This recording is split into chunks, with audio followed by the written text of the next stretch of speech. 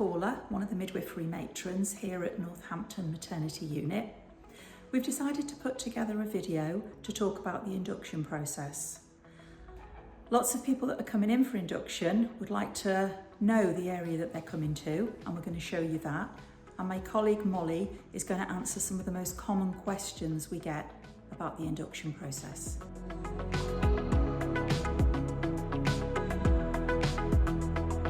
So we'll be talking about induction of labour. Now usually women will go into spontaneous labour, however for different reasons, for medical reasons or you being overdue, you may be suggested from your midwife or your doctor that we induce your labour. Now the aim of this induction of labour is to ripen your cervix. Some individuals may not need this and may go to the next step, which is having the waters broken, artificial rupture of membrane, but we'll go into that further.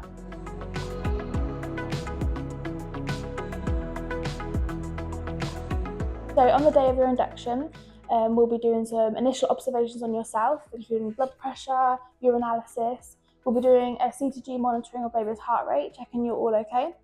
A doctor will then come and see you to create your plan.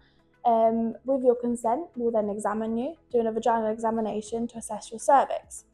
We'll assess how ripe it is and how open it is. Some ladies may require a Cook's balloon or a pessary to help ripen the cervix. The Cook's balloon is a mechanical method of induction of labour. We insert a catheter Foley's into the cervix, which we inflate 2 balloons. It applies the pressure and helps dilate your cervix. The second method being the pessary, so it's a small pessary that's inserted just behind the cervix, which releases prostaglandins over 12 to 24 hours. Some ladies, however, won't require the ripening. Their cervix is already ripened, so we can offer the artificial rupture of membrane at this point, so breaking your waters. Once we've broken your waters on the labour ward, you may be offered some time to mobilise. However, a syntocinon or hormone drip may then be started to encourage your contractions to come along.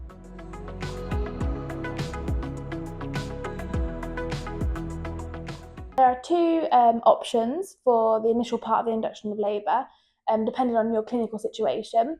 The first being an inpatient one on the maternity observation ward situated on the obstetrics labour ward.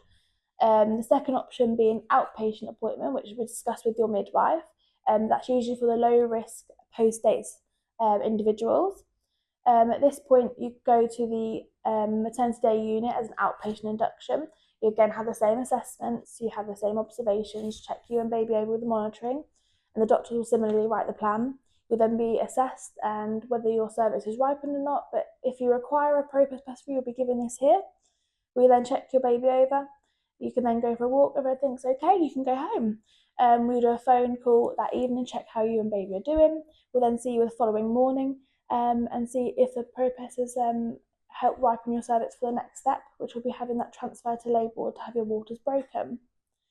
This is where that one-to-one care begins, and this is where there can be some delays. Now, once you're on labour ward, we'll do another CTG of baby's heart rate monitoring to check you're all okay.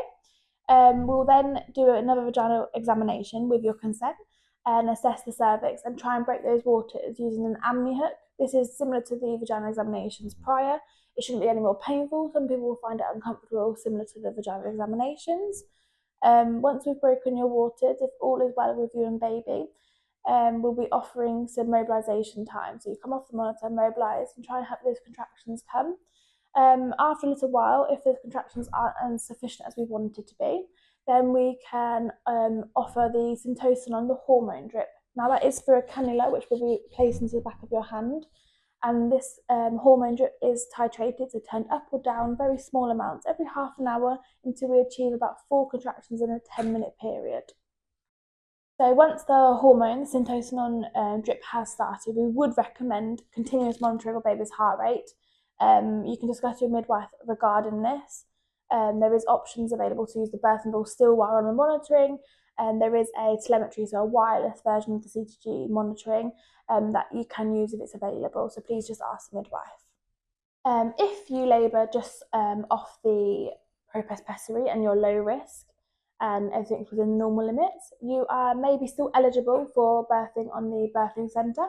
It's a discussion that you need to have with a doctor and midwife regarding this. However, if you require having your waters broken and the hormone drip subsequently being started, then we would recommend labouring on the labour ward where you can have close monitoring on you and baby.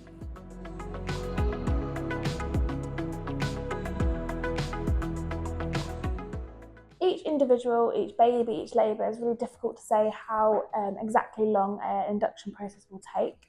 Roughly though, we know that Cook's balloon, if that's inserted, that will stay in situ for up to 12 hours as it tries to mechanically dilate the cervix. Similarly, the propest pessary, that can take up to 24 hours, so that will be in situ for 24 hours to try and ripen your cervix. Also, at the end of these induction methods, we'll examine you again. Some individuals may even require the Cook's balloon following a propest pessary, or some people require 2 cycles of the propest pessary, depending on the situation. We can't tell you how long it will take or how your body will react to these certain things. With the propest pessary, some women may labour off this, like I said earlier. Some people, it will just cause some period like cramping, tightening. Some people, it may not even do anything. So it's really hard to tell you exactly how long it will take. But all in all, this process may take between 24 to 72 hours for this part. For having your waters broken on labour, this is where it's the one-to-one care. So this is where many people will experience delays. So if you are experiencing these delays, please have discussions with your midwife and the doctors regarding options of home leave if everything's okay with you and baby. You can have home leave and come back when we can facilitate that one-to-one care on labour ward. So once you're on labour ward with your own midwife in your own room, the actual process of having your waters broken is generally quite quick once they've checked you and baby over. Once the mobilisation's then happened, the hormone drip, the syntocinon drip, it may be then commenced. It's really difficult to tell you how exactly how long this process may take. It's very individualised, depending on the situation and your clinical well-being. The hormone drip can take a few hours. We'll examine you roughly about every 4 hours with your consent to assess the progress. If there's any delays or things aren't meeting your expectations, this is where you can have your informed decision and discussions with the doctors and midwives looking after you about the next steps following this. Overall, this is how and why the induction process may take up to 1 week, given the whole situation. But luckily, we do have the £10 week passes, car park passes that you can purchase at the reception.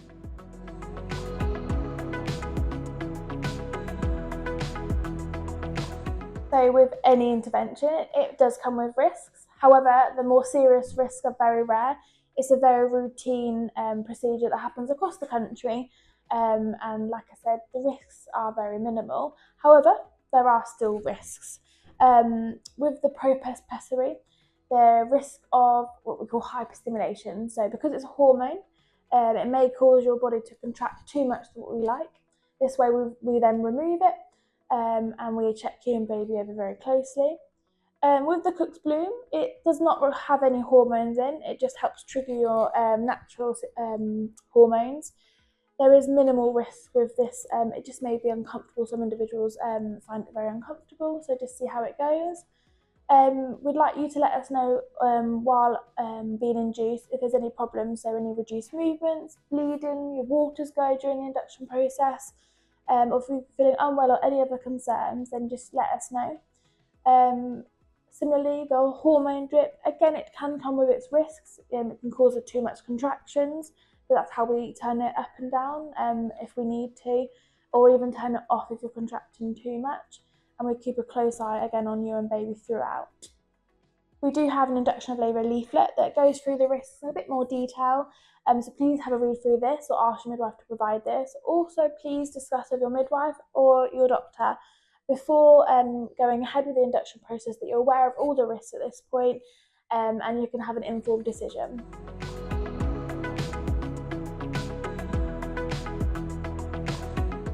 There are many different pain relief options for you available during this induction of labour process. The more natural ones, beginning with, you can use the birthing balls, going for a nice walk with your partner, Also having your birthing partners giving massages, releasing your oxytocin, making sure you're eating and drinking lots at this point as well. There's also a nice bath situated on the maternity observation ward, which you're more than welcome to use. Similarly, given your clinical situation, you may use that birthing pool as well, but discuss that further with your midwife and doctor. So you've got the paracetamol and dihydrocodeine, which we may offer you during this process as well. Also, you've got the pethidine, the opioid injection, which can be given on the observation ward, also when you're on the labour ward. So for further pain relief, you've got the Gasinair, the Entonox, you've got the pethidine injection, and you've got the epidural injection into the back. We've got some remifentanil coming into NGH soon, so hopefully look out for that.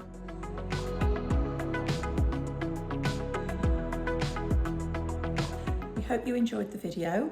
We understand there may be some of you that still have more questions, and that's absolutely fine. We'd encourage you to talk to your midwife or your doctor. At Northampton, we have some clinics that are run by our senior midwives, and you can ask for an appointment at one of those clinics to further discuss if an induction has been offered to you and you still have further questions or concerns about that process. We want you to feel completely supported with your choice and the decisions that you make around induction. And we understand that sometimes a lot of information is given to you and it can be difficult to decipher it all. One of the other things that may help is to think about the BRAIN acronym. And we're going to leave a slide of that at the end of this video for you to look at.